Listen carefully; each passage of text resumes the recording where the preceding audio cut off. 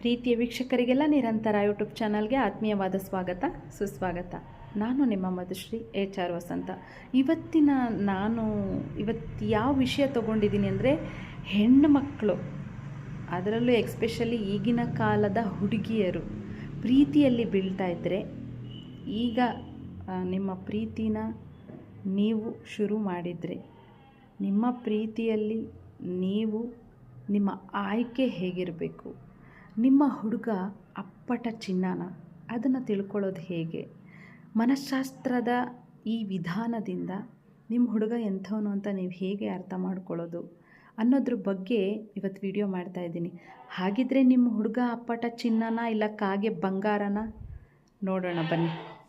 ಮೊದಲನೇದಾಗಿ, ನಿಮ್ಮ ಹುಡುಗ ನಿಮ್ಮನ್ನು ತುಂಬ ಪ್ರೀತಿಸ್ತಾ ಇದ್ದರೆ, ಅವನೇನು ಅಂತ ನೀವು ಅರ್ಥ ಮಾಡಿಕೊಂಡ್ರೆ, ಅವನು ಒಳ್ಳೆಯವನ ಕೆಟ್ಟವನ ಅಂತ ನಿಮ್ಗೆ ಗೊತ್ತಾಗತ್ತೆ ಈ ಮನಃಶಾಸ್ತ್ರದ ವಿಧಾನದ ಪ್ರಕಾರ.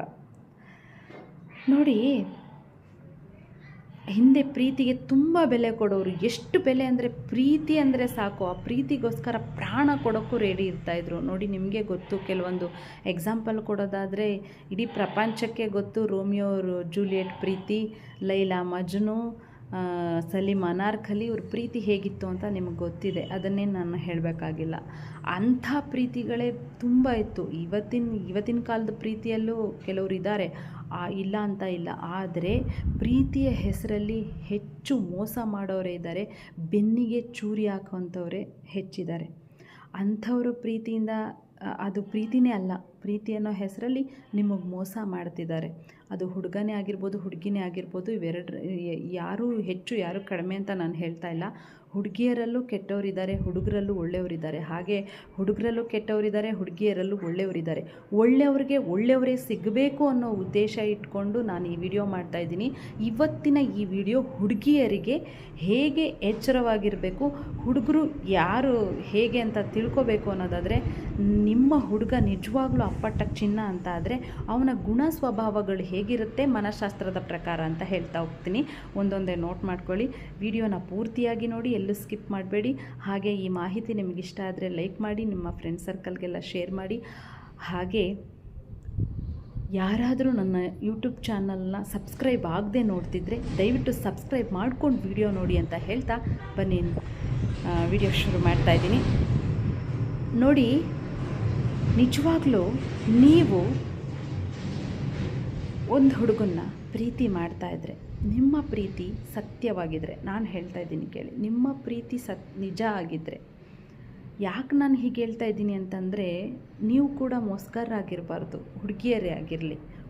ಹುಡುಗಿಯರಾದರೂ ಕೂಡ ನಾವು ನಮ್ಮ ಪ್ರೀತಿ ಸರಿಯಾಗಿದ್ದರೆ ಮಾತ್ರ ಇನ್ನೊಬ್ಬರ ಹತ್ರ ಪ್ರೀತಿಯನ್ನು ಪಡೆಯೋದಕ್ಕೆ ಅರ್ಹರಾಗಿರ್ತೀವಿ ಅಂತ ಹೇಳ್ತೀನಿ. ಯಾಕೆಂದರೆ ಈ ಜಗತ್ತಲ್ಲಿ ಯಾವುದೇ ಆಗಲಿ, ನಾವು ಏನು ಕೊಡ್ತೀವೋ ಅದು ನಮ್ಗೆ ವಾಪಸ್ ಬರುತ್ತೆ. ನಾವೇ ಪ್ರೀತಿ ಮಾಡದೆ, ನಾವೇ ಪ್ರೀತಿನ ಮೋಸವಾಗಿ ಅಂದರೆ ಪ್ರೀತಿ ಹೆಸರಲ್ಲಿ ಮೋಸ ಮಾಡ್ತಾಯಿದ್ದು ಅವರಿಂದ ಪ್ರೀತಿ ಬಯಸಿದ್ರೆ ಅದು ಖಂಡಿತ ಸಿಗಲ್ಲ. ನಿಜವಾಗ್ಲೂ ನೀವು ಪ್ರೀತಿ ಮಾಡ್ತಾಯಿದ್ರೆ, ನಿಮ್ಮ ಪ್ರೀತಿಯ ಹುಡುಗ ಅವನು ಕೂಡ ನಿಮ್ಮನ್ನು ಪ್ರೀತಿ ಮಾಡ್ತಾ ಇರೋದು ಸತ್ಯನ ಅಂತ ತಿಳ್ಕೊಳ್ಳೋ ಪ್ರಯತ್ನ ಮಾಡಿ. ಯಾಕೆಂದರೆ ನಡೆಯೋ ದಾರಿಯಲ್ಲಿ ಎಡುವುದು ಸಹಜ. ಒಂದು ಸಾರಿ ಎಡವಿ ಬಿದ್ದರೆ ಎದ್ದೇಳೋದು ತುಂಬ ಕಷ್ಟ. ಅದಕ್ಕೆ ಎಡವಿ ಬೀಳೋಕ್ಕೆ ಮುಂಚೆ ಇಡೋ ಹೆಜ್ಜೆನ ಹುಷಾರಾಗಿ ಇಡಿ ಅಂತ ಹೇಳ್ತಾ ಇದ್ದೀನಿ. ಯಾಕಂದರೆ ಅಪ್ಪ ಅಮ್ಮ ನಿಮ್ಮನ್ನು ತುಂಬ ನಂಬಿ ನಿಮಗೆ ಸ್ವಾತಂತ್ರ್ಯ ಕೊಟ್ಟಿದ್ದಾರೆ. ಈಗಿನ ಕಾಲದ ಹೆಣ್ಮಕ್ಳಿಗೆ ತುಂಬ ಸ್ವಾತಂತ್ರ್ಯ ಇದೆ. ನಿಮ್ಮ ಆಯ್ಕೆಯನ್ನು ನೀವೇ ಮಾಡ್ಕೊಳ್ಳೋಷ್ಟು ಸ್ವಾತಂತ್ರ್ಯನ ಅವ್ರು ಕೊಟ್ಟಿರ್ತಾರೆ. ಆ ಸ್ವಾತಂತ್ರ್ಯನ ದುರುಪಯೋಗ ಪಡಿಸ್ಕೊಂಡ್ರೆ, ಅವರ ನಂಬಿಕೆಗೆ ನೀವು ದ್ರೋಹ ಮಾಡಿದ್ರೆ ನಿಮಗೆ ನೀವೇ ದ್ರೋಹ ಮಾಡಿಕೊಂಡ ಹಾಗೆ ಅನ್ನೋದನ್ನು ಯಾವತ್ತೂ ನೆನಪಿನಲ್ಲಿ ಇಟ್ಕೊಳ್ಳಿ ಅಂತ ಹೇಳ್ತಾ, ನೋಡಿ, ನಿಮ್ಮ ಹುಡುಗ ನಿಜವಾಗ್ಲೂ ನಿಮ್ಮನ್ನ ಪ್ರೀತಿಸ್ತಾ ಇದ್ದರೆ, ಮೊದಲನೇದಾಗಿ ಅವನು ನಿಮ್ಮನ್ನು ಮಾತಾಡಿಸೋದ್ರಲ್ಲಿ ಮೊದಲು ಅವನೇ ಇರ್ತಾನೆ. ಹೇಗೆ ಅಂದರೆ, ನೀವು ಬ್ಯುಸಿ ಲೈಫಲ್ಲೋ ಅಥವಾ ಅವನ ಜೊತೆ ಮಾತಾಡೋಕ್ಕೆ ಇಂಟ್ರೆಸ್ಟ್ ಇಲ್ಲದೇನೋ ನಿಮ್ಮ ಪಾಡಿಗೆ ನೀವಿದ್ದರೂ ಅವನೇ ಮೊದಲನೇದಾಗಿ ನಿಮ್ಮನ್ನ ಮಾತಾಡಿಸೋ ಪ್ರಯತ್ನ ಮಾಡ್ತಾನೆ. ನಿಮಗೆ ಮೆಸೇಜ್ ಮಾಡೋದಾಗಿರ್ಬೋದು, ಕಾಲ್ ಮಾಡೋದಾಗಿರ್ಬೋದು, ಅವನೇ ಫಸ್ಟ್ ಮಾಡ್ತಾನೆ. ಯಾಕಂದರೆ ಅವ್ನು ನಿಮ್ಮನ್ನು ತುಂಬ ಪ್ರೀತಿಸ್ತಾ ಇರ್ತಾನೆ. ಈಗೋ ಇರೋ ವ್ಯಕ್ತಿ ಯಾವತ್ತೂ ನಿಮ್ಮನ್ನು ಫಸ್ಟ್ ಮಾತಾಡಿಸೋ ಪ್ರಯತ್ನ ಮಾಡಲ್ಲ. ಈಗೋ ಅನ್ನೋದು ಪ್ರೀತಿಯ ನಿಮ್ಮಿಬ್ಬರ ಪ್ರೀತಿ ಮಧ್ಯೆ ಈಗೋ ಅನ್ನೋದು ಬಂದರೆ ಅದು ಮುಂದೆ ನಿಮಗೆ ಕಷ್ಟನೇ, ಮುಂದೆ ಜೀವನ ತುಂಬ ಕಷ್ಟ ಆಗತ್ತೆ. ಹಾಗಾಗಿ ಅವನು ಈಗೋನೇ ಇಲ್ಲದೆ ನಿಮ್ಮ ಪ್ರೀತಿಯ ವಿಷಯದಲ್ಲಿ ಅವನು ಈಗೋ ಇಲ್ಲದ ವ್ಯಕ್ತಿಯಾಗಿದ್ದರೆ, ಅಂದರೆ ಅವನೇ ಮೊದಲನೇದಾಗಿ ನಿಮ್ಮನ್ನ ಮಾತಾಡಿಸೋ ಪ್ರಯತ್ನ ಮಾಡ್ತಾನೆ ಅನ್ನೋದಾದರೆ ನಿಜವಾಗ್ಲೂ ನೀವು ಅದೃಷ್ಟ ಮಾಡಿದ್ದೀರ. ನಿಮ್ಮ ಹುಡುಗ ಅಪ್ಪಟ ಚಿನ್ನ, ಆಯಿತಾ. ಇನ್ನು ಎರಡನೇದಾಗಿ ಅವನು ನಿಮ್ಮ ಭಾವನೆಗಳಿಗೆ ಬೆಲೆ ಕೊಡುವಂಥ ವ್ಯಕ್ತಿಯಾಗಿದ್ದರೆ, ನಿಮ್ಮ ಸಣ್ಣ ಪುಟ್ಟ ಆಸೆ ಆಕಾಂಕ್ಷೆಗಳನ್ನ ಅರ್ಥ ಮಾಡ್ಕೊಳ್ಳೋ ಪ್ರಯತ್ನ, ಅಂದರೆ ನಿಮ್ಮನ್ನು ಅರ್ಥ ಮಾಡ್ಕೊಳ್ಳೋ ಪ್ರಯತ್ನ ಅವನು ಮಾಡ್ತಾ ಇದ್ದರೆ, ನೀವು ನಿಮ್ಮ ಹುಡುಗ ಅಪ್ಪಟ ಚಿನ್ನ ಅಂತ ಹೇಳಿದ್ರೆ ತಪ್ಪಿಲ್ಲ. ಯಾಕೆಂದರೆ ನೋಡಿ, ನಾನು ಆಗಲೇ ಈಗೋ ಅಂತ ಹೇಳಿದೆ. ಈಗೋ ಅಂತ ಯಾಕೆ ಹೇಳಿದೆ ಅಂತಂದರೆ ನೋಡಿ, ಈಗ ಅವನು ನೀವು ಮಾತಾಡ್ಸಿದ್ರೆ ಅವ್ನು ಮಾತಾಡ್ಸೋದು, ನೀವು ಮಾತಾಡ್ಸಿಲ್ಲ ಅಂದರೆ ಅವ್ನು ಮಾತಾಡ್ಸಲ್ಲ. ಹಾಗಿದ್ದರೆ ಅವನು ಯಾವತ್ತೂ ನಿಮ್ಮ ಪ್ರೀತಿಗೆ ಅರ್ಹ ವ್ಯಕ್ತಿ ಆಗಿರೋದಿಲ್ಲ. ಹಾಗಾಗಿ ಇನ್ನೊಂದು ವಿಷಯ ಹೇಳಬೇಕಂತಂದರೆ, ನಿಮಗೆ ಅವನು ಒಂದು ಸಾರಿ ಕಾಲ್ ಮಾಡಿದಾಗ ಅಥವಾ ಮೆಸೇಜ್ ಮಾಡಿದಾಗ ನೀವು ರಿಪ್ಲೈ ಮಾಡದೇ ಇದ್ದರೆ, ತಕ್ಷಣಕ್ಕೆ ರಿಪ್ಲೈ ಮಾಡದೇ ಇದ್ದರೆ, ನಿಮ್ಮ ರಿಪ್ಲೈಗೋಸ್ಕರ ಅವನು ಸಹನೆ ತಾಳ್ಮೆಯಿಂದ ಕಾಯೋವಂಥ ವ್ಯಕ್ತಿಯಾಗಿರಬೇಕು. ನೋಡಿ, ಸಹನೆ ತಾಳ್ಮೆ ಅಂತ ಯಾಕೆ ಹೇಳ್ತಿದ್ದೀನಿ ಅಂದರೆ, ಈ ತಾಳ್ಮೆ ಸಹನೆ ಇರೋ ಕಡೆ ಸಂಬಂಧಗಳು ಶಾಶ್ವತವಾಗಿ ಉಳ್ಕೊಳ್ತವೆ. ಅಂಥ ವ್ಯಕ್ತಿ ನಿಮ್ಮನ್ನ ತುಂಬ ಪ್ರೀತಿಸ್ತಾರೆ. ಯಾಕೆಂದರೆ ಅವರು ನಿಮ್ಮನ್ನು ಅರ್ಥ ಮಾಡ್ಕೊಂಡಿರ್ತಾರೆ. ನಿಮ್ಮನ್ನು ಅರ್ಥ ಮಾಡ್ಕೊಳ್ಳೋ ಪ್ರಯತ್ನದಲ್ಲಿ ಇದ್ದರೆ ಅವರು ನಿಜವಾಗ್ಲೂ ನಿಮ್ಮ ರಿಪ್ಲೈಗೋಸ್ಕರ ಕಾಯ್ತಾರೆ. ಅದು ಸ್ವಲ್ಪ ತಡ ಆದರೂ ಕಾಯ್ತಾರೆ. ಆದರೆ ಕೆಲವರು ತುಂಬ ಆತರ ಪಡೋ ವ್ಯಕ್ತಿಗಳು, ಆತರ ಬುದ್ಧಿ ಇರೋರು, ಸಹನೆ ತಾಳ್ಮೆ ಇಲ್ಲದೆ ಇರ್ತಕ್ಕಂಥವ್ರು ಏನು ಮಾಡ್ತಾರೆ, ನೀವು ಒಂದು ಸಾರಿ ಕಾಲ್ ಮಾಡಿದಾಗಲೂ ನೀವು ರಿಸೀವ್ ಮಾಡಿಲ್ಲ ಅಂತ ಅಂದರೆ ಅವರು ಸಿಟ್ಟು ಮಾಡ್ಕೊಳ್ಳೋದು, ಬೇಜಾರು ಮಾಡ್ಕೊಳ್ಳೋದು, ಮಾತೇ ಬಿಟ್ಬಿಡೋದು ಮಾಡ್ತಾರೆ. ಅಂಥವ್ರ ಜೊತೆ ಈಗ ತುಂಬ ಕಷ್ಟ. ಏಕೆಂದರೆ ನೀವು ಕಾಲ್ ಮಾಡದೇ ಇರೋದಕ್ಕೆ ಹಲವಾರು ಕಾರಣಗಳಿರ್ತವೆ. ಅವ್ರು ಕಾಲ್ ಮಾಡಿದ ಕೂಡಲೇ ನೀವು ಅಲ್ಲಿ ರಿಸೀವ್ ಮಾಡೋಕ್ಕಾಗದೇ ಇರಬಹುದು. ಏನೋ ಒಂದು ಬ್ಯುಸಿ ಲೈಫ್, ಏನೋ ಒಂದು ತುಂಬ ಬ್ಯುಸಿ ಇರ್ತೀರಾ, ಯಾವುದೋ ಈಗ ನೋಡಿ ಅಲ್ಲೆಲ್ಲೋ ಇರ್ತೀರಾ, ಅಲ್ಲೇನೋ ಕೆಲಸ ಮಾಡ್ತಿರ್ತೀರಾ, ನಿಮಗೆ ಆ ಕಾಲ್ ರಿಸೀವ್ ಮಾಡೋಕ್ಕಾಗಲ್ಲ, ಆ ಟೈಮಲ್ಲಿ ಅಲ್ಲಿ ಮಾತಾಡೋಕ್ಕಾಗಿರಲ್ಲ, ಆಮೇಲೆ ಮಾಡೋಣ ಅಂತ ನೀವು ಅಂದ್ಕೊಂಡಿರ್ತೀರಾ. ನಿಮಗೆ ಟೈಮ್ ಸಿಕ್ಕಾಗ ಮಾತಾಡೋಣ ಅಥವಾ ಟೈಮ್ ಮಾಡ್ಕೊಂಡು ಅವ್ರಿಗೋಸ್ಕರನ ಮಾತಾಡೋಣ ಅನ್ನೋ ಭಾವನೆ ನಿಮಗಿದ್ರೂ ಕೂಡ, ಅನ್ನೋ ಮನೋಭಾವ ನಿಮಗಿದ್ರೂ ಕೂಡ ಅವನು ಅದನ್ನು ತಾಳ್ಮೆಯಿಂದ ಕಾಯೋ ಪರಿಸ್ಥಿತಿಯಲ್ಲಿರಲ್ಲ. ಪದೇ ಪದೇ ಕಾಲ್ ಮಾಡೋದು, ಟಾರ್ಚರ್ ಮಾಡೋದು, ಮೆಸೇಜ್ ಮೇಲೆ ಮೆಸೇಜ್ ಮಾಡೋದು, ನೀನು ಯಾಕೆ ಕಾಲ್ ಮಾಡ್ತಿಲ್ಲ, ಯಾಕೆ ಮೆಸೇಜ್ ಮಾಡ್ತಿಲ್ಲ ಅಂತ ನಿಮಗೆ ತೊಂದರೆ ಕೊಡೋವಂಥ ವ್ಯಕ್ತಿ ಆದರೆ ಆದಷ್ಟು ಅಂಥವ್ರನ್ನ ಅವಾಯ್ಡ್ ಮಾಡಿ. ಯಾಕೆಂದರೆ ಮುಂದೆ ಅವರು ಜೀವನದಲ್ಲಿ ತುಂಬ ನಿಮಗೆ ಕಷ್ಟ ಕೊಡ್ತಾರೆ. ಯಾಕೆಂದರೆ ನಿಮ್ಮನ್ನು ಅರ್ಥ ಮಾಡ್ಕೊಳ್ಳೋ ಪ್ರಯತ್ನ ಅವ್ರದ್ದಾಗಿರಲ್ಲ.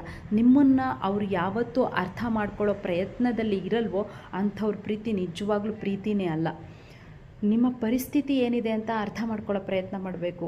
ಅಟ್ ಎ ಟೈಮ್ ಆವತ್ತಿನ ಪರಿಸ್ಥಿತಿ ಏನಾಗಿತ್ತು ಅನ್ನೋದನ್ನು ಅವರು ತಿಳ್ಕೊಳ್ಳೋ ಪ್ರಯತ್ನ ಮಾಡಬೇಕು. ಅದನ್ನೇ ತಿಳ್ಕೊಳ್ಳದೆ ನಿಮ್ಮನ್ನು ತಪ್ಪಾಗಿ ಅರ್ಥ ಮಾಡ್ಕೊಳ್ಳೋದು, ನಿಮ್ಮನ್ನು ಅನುಮಾನಿಸೋದು. ನೀವು ಯಾರ ಜೊತೆಗಾದರೂ ಮಾತಾಡ್ತಾ ಇದ್ದರೆ ನಿಮ್ಮನ್ನು ಅನುಮಾನ ಪಡುವುದು, ಅವ್ರ ಜೊತೆ ಯಾಕೆ ಮಾತಾಡ್ತಿದ್ದೆ ನೀನು, ಅಲ್ಲಿ ಏನಿತ್ತು, ನೀವು ಅದನ್ನು ಬಿಡಿಸಿ ಹೇಳಿದ್ರೂ ಕೂಡ ಅರ್ಥ ಮಾಡ್ಕೊಳ್ದೇ ಇರೋವಂಥದ್ದು. ಅಂಥ ವ್ಯಕ್ತಿನ ಆದಷ್ಟು ಅವಾಯ್ಡ್ ಮಾಡಿ. ಅವರು ನಿಮ್ಮ ಪ್ರೀತಿಗೆ ಅರ್ಹರಲ್ಲ, ಅವರು ನಿಜವಾದ ಪ್ರೀತಿ ಅಲ್ಲ ಅವ್ರದ್ದು.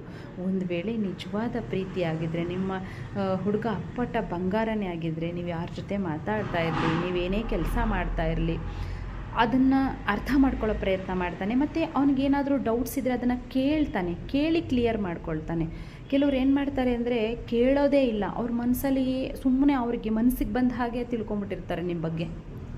ಹಾಗೆ ಮಾಡಿದ್ರೆ ಅದು ಮುಂದೆ ತುಂಬ ಡೇಂಜರ್, ನಿಮ್ಮ ಲೈಫಲ್ಲಿ ತುಂಬ ಡೇಂಜರು. ಅವ್ರ ಮನಸ್ಸಿಗೆ ಹೇಗೆ ಬೇಕೋ ಹಾಗೆ ತಿಳ್ಕೊಂಡು ನಿಮ್ಮನ್ನು ಮುಂದೆ ಅವರು ಯಾವ ಮಟ್ಟಕ್ಕೆ ಕರ್ಕೊಂಡು ಹೋಗ್ತಾರೋ ಹೇಳೋಕ್ಕಾಗಲ್ಲ. ನಿಮ್ಮನ್ನು ಕೈ ಬಿಟ್ಟು ಹೋದರೂ ಹೋಗ್ಬೋದು, ನೀವು ಸರಿ ಇಲ್ಲ ಅಂತಲೇ ಅವ್ರು ಡಿಸೈಡ್ ಮಾಡ್ಬೋದು. ಹಾಗಾಗಿ ನೀವು ಅವರನ್ನು ಅರ್ಥ ಮಾಡ್ಕೊಳ್ಳೋ ಪ್ರಯತ್ನ ಮಾಡಿ, ಅವರು ಕೂಡ ನಿಮ್ಮನ್ನು ಅರ್ಥ ಮಾಡ್ಕೊಳ್ಳೋ ಪ್ರಯತ್ನದಲ್ಲಿ ಇರಬೇಕು. ಕೈ ಸೇರಿದ್ರೆ ಚಪ್ಪಾಳೆ ಅಂತ ಹೇಗೆ ಹೇಳ್ತಾರಲ್ಲ, ಹಾಗೆ ಇಬ್ಬರು ಪ್ರೀತಿಯಲ್ಲೂ ಒಬ್ರಿಗೊಬ್ರು ಅಂಡರ್ಸ್ಟ್ಯಾಂಡ್ ಅನ್ನೋದು ತುಂಬಾ ಮುಖ್ಯ. ಈ ಅರ್ಥ ಅಂಡರ್ಸ್ಟ್ಯಾಂಡ್ ಮಾಡ್ಕೊಳ್ಳೋ ಅಂಥ ಒಂದು ಇಬ್ಬರಲ್ಲೂ ಆ ಒಂದು ಮನೋಭಾವ ಇಲ್ಲ ಅಂದರೆ ಆ ಜೀವನನೇ ಕಷ್ಟ ಅಂತ ಅನಿಸುತ್ತೆ. ಇನ್ನು ನೆಕ್ಸ್ಟ್ ಹೇಳಬೇಕು ಅಂದರೆ, ನಿಮ್ಮ ಸಣ್ಣ ಆಸೆ ಆಕಾಂಕ್ಷೆಗಳನ್ನ ಅರ್ಥ ಮಾಡ್ಕೊಳ್ಳೋನು. ನೀವೇನೋ ಸಣ್ಣ ಪುಟ್ಟ ಆಸೆಗಳಿರುತ್ತೆ ನಿಮಗೆ, ಆ ಆಸೆನ ನೆರವೇರಿಸೋ ಪ್ರಯತ್ನ ಮಾಡ್ತಿರ್ತಾನೆ. ಅಂಥ ಹುಡುಗ ಆದರೆ ನಿಜವಾಗ್ಲೂ ಚಿನ್ನನೇ ಅವನು, ಅಪ್ಪಟ ಚಿನ್ನ ಅಂತ ಹೇಳಿದ್ರೆ ತಪ್ಪಿಲ್ಲ. ಇನ್ನು ನಿಮ್ಮ ಭಾವನೆಗಳಿಗೆ, ನಿಮ್ಮ ಅಭಿಪ್ರಾಯಗಳಿಗೆ ಬೆಲೆ ಕೊಡುವಂಥ ವ್ಯಕ್ತಿಯಾಗಿದ್ದರೆ ಅವನು ಕೂಡ ಒಳ್ಳೆ ವ್ಯಕ್ತಿನೇ. ಆಮೇಲೆ ನಿಮ್ಮನ್ನು ಎಲ್ಲದಕ್ಕೂ ಫೋರ್ಸ್ ಮಾಡೋದು, ಯಾವ ವಿಚಾರದಲ್ಲೂ ನಿಮ್ಮನ್ನು ಫೋರ್ಸ್ ಮಾಡದೆ ನಿಮ್ಮನ್ನು ಅರ್ಥ ಮಾಡಿಕೊಂಡು ನೀವೇನು ಹೇಳ್ತೀರಾ ಅಂತ ಮೊದಲು ಕೇಳ್ತಾನೆ, ಅದನ್ನು ಅರ್ಥ ಮಾಡ್ಕೊಂಡು ಆಮೇಲೆ ಮುಂದುವರಿಯೋಂಥ ವ್ಯಕ್ತಿಯಾಗಿದ್ದರೆ ತುಂಬಾ ಒಳ್ಳೆಯದು. ಯಾಕಂದರೆ ಕೆಲವರು ತುಂಬಾ ಫೋರ್ಸ್, ನಿಮಗಿಷ್ಟ ಇಲ್ಲ ಅಂದರೂ, ನಿಮ್ಮ ಒಂದು ಏನೇ ಆಗಿರಲಿ ಯಾವುದೇ ವಿಷಯದಲ್ಲಾದರೂ ನಿಮಗಿಷ್ಟ ಇಲ್ಲ ಅಂದರೂ ಅವ್ನು ಫೋರ್ಸ್ ಮಾಡೋದು, ಬಲವಂತ ಮಾಡೋದು, ನಿಮಗೇನೋ ಒಂಥರ ಟಾರ್ಚರ್ ಅಂತ ಅನಿಸ್ಬಿಡುತ್ತೆ, ಜೀವನ ಬಹಳ ಕಷ್ಟ ಅಂತ ಅನಿಸುತ್ತೆ. ಅಂಥವರಾದರೆ ಅವ್ರನ್ನ ಅವಾಯ್ಡ್ ಮಾಡಿ, ನಿಜವಾಗ್ಲೂ ಅವನು ನಿಮ್ಮನ್ನು ಪ್ರೀತಿಸೋನಾದರೆ ಅವನು ನಿಮ್ಮ ಅಭಿಪ್ರಾಯಗಳಿಗೆ ತುಂಬ ಬೆಲೆ ಕೊಡ್ತಾನೆ. ನಿಮ್ಮ ಒಂದು ಸ್ವಾತಂತ್ರ್ಯಕ್ಕೆ ಅವನು ಅಡ್ಡಿ ಬರಲ್ಲ, ಯಾವುದಕ್ಕೂ ಫೋರ್ಸ್ ಮಾಡಲ್ಲ. ಆಯಿತಾ? ನೆಕ್ಸ್ಟ್ ಇನ್ನೊಂದು ವಿಚಾರ ಏನು ಹೇಳ್ತಿದ್ದೀನಿ ಅಂದರೆ, ಅವನು ಇದು ತುಂಬ ಮುಖ್ಯ, ನಿಮ್ಮನ್ನು ಅವನು ತುಂಬ ಪ್ರೀತಿಸ್ತಾ ಇದ್ದು ನಿಮ್ಮನ್ನೇ ಅವನ ಲೈಫ್ ಪಾರ್ಟ್ನರ್ ಆಗಿ ಸ್ವೀಕರಿಸುವಂಥ ಒಂದು ಮನೋಭಾವ, ಅಂದರೆ ಆ ಒಂದು ಸ್ಥಿತಿಯಲ್ಲಿ ನಿಮ್ಮನ್ನು ಅವನು ಲೈಫ್ ಪಾರ್ಟ್ನರ್ ಆಗಿ ಸ್ವೀಕರಿಸೋ ಸ್ಥಿತಿಯಲ್ಲಿ ಇದ್ದಾನೆ ಅನ್ನೋದಾದರೆ, ಅವನು ಮೊದಲು ಮಾಡೋ ಕೆಲಸ ಏನು ಗೊತ್ತಾ? ಅವನ ಜೀವನದಲ್ಲಿ ಯಾರು ಮುಖ್ಯವಾದವ್ರು ಇರ್ತಾರಲ್ಲ, ಅವನ ತಂದೆ ತಾಯಿ, ಅಣ್ಣ ತಮ್ಮ, ಅಕ್ಕ ತಂಗಿ, ಅವನ ಫ್ರೆಂಡ್ಸ್, ಯಾರೇ ಆಗಿರಲಿ, ಅವ್ರಿಗೆಲ್ಲ ನಿಮ್ಮನ್ನು ಪರಿಚಯ ಮಾಡಿಸೋ ಪ್ರಯತ್ನದಲ್ಲಿದ್ದರೆ ಅವನು ನಿಜವಾಗ್ಲೂ ಅಪ್ಪಟ ಚಿನ್ನ, ಅವನು ಯಾವತ್ತೂ ನಿಮ್ಮ ಕೈ ಬಿಡೋಲ್ಲ ಅಂತ ಕನ್ಫರ್ಮ್ ಮಾಡ್ಕೊಂಬಿಡಿ. ನೆಕ್ಸ್ಟ್ ಇನ್ನೊಂದೇನು ಅಂತಂದರೆ, ಅವನು ನಿಮ್ಮನ್ನು ತುಂಬ ಪ್ರೀತಿಸೋನಾಗಿದ್ದರೆ, ನೀವು ಯಾರನ್ನು ಇಷ್ಟಪಡ್ತೀರಲ್ಲ, ನಿಮ್ಮ ತಂದೆ ತಾಯಿ ಆಗಿರ್ಬೋದು, ನಿಮ್ಮ ಅಕ್ಕ ತಂಗಿಯರಾಗಿರ್ಬೋದು, ನಿಮ್ಮ ಅಣ್ಣ ತಮ್ಮಂದಿರಾಗಿರ್ಬೋದು, ಯಾರೇ ಆಗಿರಲಿ, ಅವರಿಗೆ ಅವನು ತುಂಬ ಗೌರವ ಕೊಡ್ತಾನೆ. ನೀವು ಯಾರನ್ನು ಇಷ್ಟಪಡ್ತೀರಲ್ಲ ಅವನು ಕೂಡ ಇಷ್ಟಪಟ್ಟು ಗೌರವಿಸ್ತಾನೆ ಅವ್ರನ್ನ. ಅಂಥ ಹುಡುಗ ಆಗಿದ್ದರೆ ಅವನು ಸಭ್ಯಸ್ಥ, ಅಪ್ಪಟ ಬಂಗಾರ ಅಂತಲೇ ಹೇಳಿದ್ರೆ ತಪ್ಪಿಲ್ಲ. ಆಗ ನಿಮ್ಮ ಜೀವನ ನಿಜವಾಗ್ಲೂ ಬೆಸ್ಟ್ ಆಗಿರುತ್ತೆ, ದಿ ಬೆಸ್ಟ್ ಅಂತ ಹೇಳಿದ್ರೆ ತಪ್ಪಿಲ್ಲ. ಯಾಕಂದರೆ ಹಾಗೆ ನೀವು ಕೂಡ ಅವನು ಯಾರಿಗೆ ಗೌರವ ಕೊಡ್ತಿರ್ತಾನೋ ಅವರಿಗೆಲ್ಲ ನೀವು ಕೂಡ, ಅವ್ರ ಫ್ಯಾಮಿಲಿಯವ್ರಿಗೆಲ್ಲ ನೀವು ಗೌರವ ಕೊಡೋಕ್ಕೆ ಸಿದ್ಧರಾಗಿರಬೇಕು. ಯಾಕೆಂದರೆ ನಾನು ಆಗಲೇ ಹೇಳಿದಾಗೆ, ನಾವು ಏನನ್ನು ಕೊಡ್ತೀವೋ ಅದೇ ನಮಗೆ ಸಿಗತ್ತೆ. ನಾವು ನಮ್ಮ ಫ್ಯಾಮಿಲಿಗೆ ಅವನಿಂದ ಗೌರವವನ್ನು ನಾವು ಬಯಸ್ತಾ ಇದ್ದೀವಿ ಅನ್ನೋದಾದರೆ, ಅವರ ಫ್ಯಾಮಿಲಿಗೂ ಕೂಡ ನಾವು ಗೌರವ ಕೊಡಬೇಕಾಗತ್ತೆ. ಅದು ನಮ್ಮ ಕರ್ತವ್ಯನೂ ಕೂಡ. ಇನ್ನೊಂದು ವಿಚಾರ ಏನು ಅಂದರೆ, ಅವನು ನಿಮ್ಮನ್ನು ನಿಜವಾಗ್ಲೂ ಪ್ರೀತಿಸ್ತಾ ಇದ್ದರೆ, ಇದು ತುಂಬಾ ಮುಖ್ಯ, ಅವನು ನಿಮ್ಮ ಹತ್ರ ಎಲ್ಲ ಭಾವನೆಗಳನ್ನು, ಅವನು ಮಾಡೋ ಕೆಲಸ, ಅವನ ದಿನಚರಿ, ಅವನ ಆದಾಯ, ಅವನ ಖರ್ಚು, ಅವನ ಹವ್ಯಾಸ, ಎಲ್ಲವನ್ನು, ಅವನ ಅಭ್ಯಾಸಗಳು ಎಲ್ಲವನ್ನು ನಿಮಗೆ ಶೇರ್ ಮಾಡೋ ಉತ್ಸಾಹದಲ್ಲಿರ್ತಾನೆ. ನಿಮ್ಮ ಒಂದು ಏನಿದೆ ಕೆಲಸ ಕಾರ್ಯ, ನಿಮ್ಮ ದಿನನಿತ್ಯದ ದಿನಚರಿ, ನಿಮಗೆ ಏನಿಷ್ಟ ಆಗಲ್ಲ, ಅದನ್ನು ಎಲ್ಲವನ್ನು ತಿಳ್ಕೊಳ್ಳೋ ಕಾತರದಲ್ಲಿ ಅವನಿರ್ತಾನೆ. ಅಂಥವನಾಗಿದ್ದರೆ ಅವನು ನಿಜವಾಗ್ಲೂ ಅಪ್ಪಟ ಬಂಗಾರ, ಚಿನ್ನ ಅಂತ ಹೇಳಿದ್ರೆ ತಪ್ಪಿಲ್ಲ. ಇನ್ನೂ ಒಂದು ಮುಖ್ಯವಾದ ವಿಚಾರ ಏನು ಅಂದರೆ, ಅವನು ನಿಜವಾಗ್ಲೂ ನಿಮ್ಮನ್ನ ಪ್ರೀತಿಸೋದಾದರೆ, ನಿಮ್ಮನ್ನು ಅವನು ಲೈಫ್ ಪಾರ್ಟ್ನರ್ ಆಗಿ ಸ್ವೀಕರಿಸ್ತಾ ಇದ್ದಾನೆ, ಪೂರ್ತಿಯಾಗಿ ನಿಮ್ಮನ್ನು ಒಪ್ಕೊಂಡಿದ್ದಾನೆ ಅನ್ನೋದಾದರೆ, ಅಂಥ ಹುಡುಗ ಅವನ ಭವಿಷ್ಯದಲ್ಲಿ ನಿಮ್ಮನ್ನು ಮದುವೆ ಆದರೆ ಸಂಸಾರದ ಬಗ್ಗೆ, ನಿಮ್ಗೆ ಹುಟ್ಟೋ ಮಕ್ಕಳ ಬಗ್ಗೆ ಎಲ್ಲದಕ್ಕೂ ಒಂದು ಯೋಜನೆಯನ್ನು ರೂಪಿಸ್ತಾ ಇರ್ತಾನೆ. ಅದನ್ನು ನಿಮ್ಮ ಹತ್ರ ಶೇರ್ ಮಾಡೋ ಪ್ರಯತ್ನದಲ್ಲಿರ್ತಾನೆ. ನಮ್ಮ ಮುಂದಿನ ಭವಿಷ್ಯ, ನಮ್ಮ ಮುಂದಿನ ಜೀವನ, ನಮ್ಮ ಮುಂದಿನ ಸಂಸಾರ ಹೀಗಿದ್ದರೆ ಚೆನ್ನಾಗಿರುತ್ತೆ, ಹಾಗಿದ್ರೆ ಚೆನ್ನಾಗಿರುತ್ತೆ, ನಾವು ಹೀಗೆ ಮಾಡ್ಕೊಳ್ಳೋಣ, ಹಾಗೆ ಮಾಡ್ಕೊಳ್ಳೋಣ, ಅದು ಮಾಡೋಣ, ಇದು ಮಾಡೋಣ, ಎಲ್ಲವನ್ನು ನಿಮ್ಮ ಹತ್ರ ಮಾತಾಡೋಕ್ಕೆ ಇಷ್ಟಪಡ್ತಾನೆ. ಅಂಥವನು ನಿಜವಾಗ್ಲೂ ಅಪ್ಪಟ ಬಂಗಾರ ಅಂತ ಹೇಳಿದ್ರೆ ಖಂಡಿತವಾಗ್ಲೂ ತಪ್ಪಿಲ್ಲ ಸ್ನೇಹಿತರೆ. ಅಂಥ ಹುಡುಗ ನಿಮಗೆ ಸಿಕ್ಕಿದ್ರೆ ನೀವೇ ಅದೃಷ್ಟವಂತರು. ಇನ್ನೂ ಒಂದು ಮುಖ್ಯವಾದ ವಿಚಾರ ಏನು ಅಂತಂದರೆ, ನೀವು ಯಾವುದಾದ್ರೂ ನೋಡಿ, ಒಂದೇ ಸಮ ಇರೋಕ್ಕಾಗಲ್ಲ. ಮನುಷ್ಯ ಅಂದಮೇಲೆ ಬೇಸರ ಆಗೋದು, ಮೂಡ್ ಹಾಳಾಗೋದು ಇದ್ದೇ ಇರುತ್ತೆ. ನೀವು ಯಾವತ್ತಾದರೂ ಬೇಸರದಲ್ಲಿದ್ದರೆ, ನಿಮಗೆ ಮಾತಾಡೋ ಮೂಡಿಲ್ಲ ಅಂದರೆ, ನಿಮ್ಮನ್ನು ಒಳ್ಳೆ ಮೂಡ್ ಅಂದರೆ ಒಂದು ಖುಷಿ ಮೂಡು, ಹ್ಯಾಪಿ ಮೂಡ್ಗೆ ತರೋ ಪ್ರಯತ್ನ ಮಾಡ್ತಾನೆ. ನಿಮಗೆ ಹೀಲ್ ಮಾಡೋದು ಅಂದರೆ, ನೀವು ಬೇಜಾರಲ್ಲಿದ್ದಾಗ ನಿಮಗೆ ನಿಮ್ಮ ಏನು ಕಷ್ಟಗಳಿದೆ ಅದನ್ನೆಲ್ಲ ತಿಳ್ಕೊಂಡು ಅದಕ್ಕೆ ಸೊಲ್ಯೂಷನ್ ಹೇಳೋದು, ಮತ್ತು ಏನಾದರೂ ನಿಮ್ಮನ್ನು ಬೇಜಾರಲ್ಲಿದ್ದಾಗ ನಿಮ್ಮನ್ನು ಸಂತೋಷವಾಗಿಡೋ ಪ್ರಯತ್ನ ಮಾಡೋದು.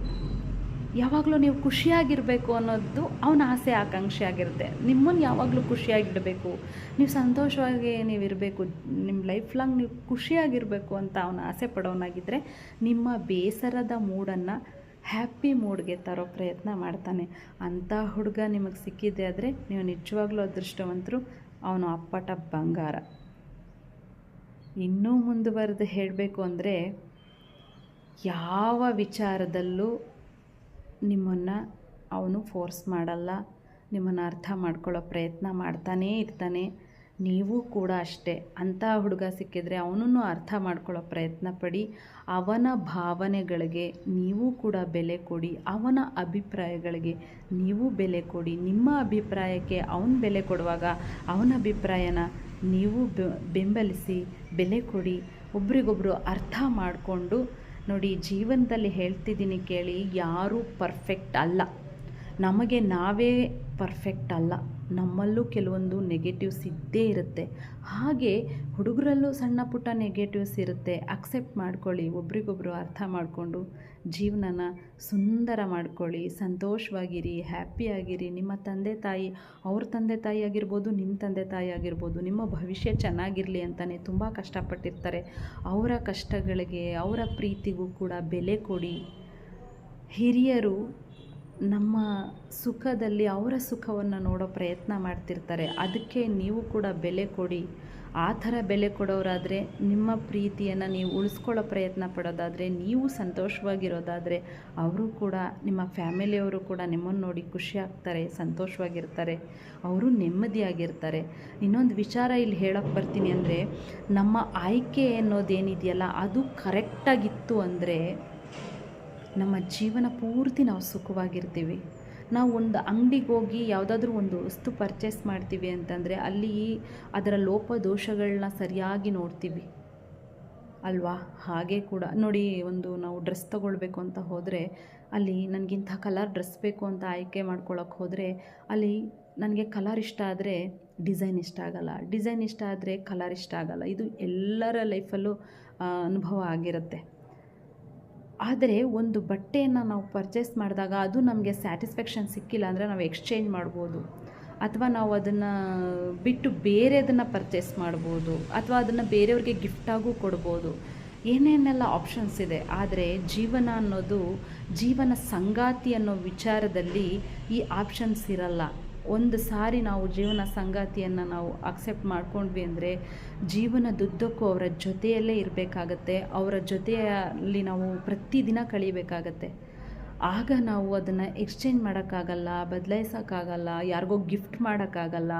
ಹಾಗಾಗಿ ದಯವಿಟ್ಟು ಹೇಳ್ತಾ ಇದ್ದೀನಿ, ಸ್ವಲ್ಪ ಯೋಚಿಸಿ, ಕಾಲಾವಕಾಶ ತಗೊಳ್ಳಿ. ಅವ್ರು ಯಾರು ಏನು ಅವರ ಬಗ್ಗೆ ತಿಳ್ಕೊಂಡು ಮುಂದುವರಿಯಿರಿ ಅಂತ ಹೇಳ್ತಾ, ನಿಮ್ಮ ಜೀವನ ಸಂಗಾತಿಯ ಆಯ್ಕೆ ನೀವೇ ಮಾಡಿಕೊಳ್ಳುವಂಥ ಪರಿಸ್ಥಿತಿ ಬಂದಾಗ, ನಿಮಗೆ ಅಂಥ ಸ್ವಾತಂತ್ರ್ಯ ಸಿಕ್ಕಾಗ ಸ್ವಲ್ಪ ಆಲೋಚಿಸಿ ನಿರ್ಧರಿಸಿ ಅಂತ ಹೇಳ್ತಾ, ನಿಮ್ಮ ಪ್ರೀತಿ ಒಳ್ಳೆಯ ಪ್ರೀತಿಯಾಗಿರಲಿ, ನಿಮ್ಮ ಹುಡುಗ ಅಪ್ಪಟ ಬಂಗಾರ ಆಗಿರಲಿ, ಕಾಗೆ ಬಂಗಾರ ಆಗದೇ ಇರಲಿ ಅಂತ ಹೇಳ್ತಾ ನಿಮ್ಮೆಲ್ಲರಿಗೂ ಹೃದಯಪೂರ್ವಕ ಧನ್ಯವಾದಗಳನ್ನ ಅರ್ಪಿಸ್ತಾ ಇದ್ದೀನಿ. ಸಿಗೋಣ ನೆಕ್ಸ್ಟ್ ವಿಡಿಯೋದಲ್ಲಿ.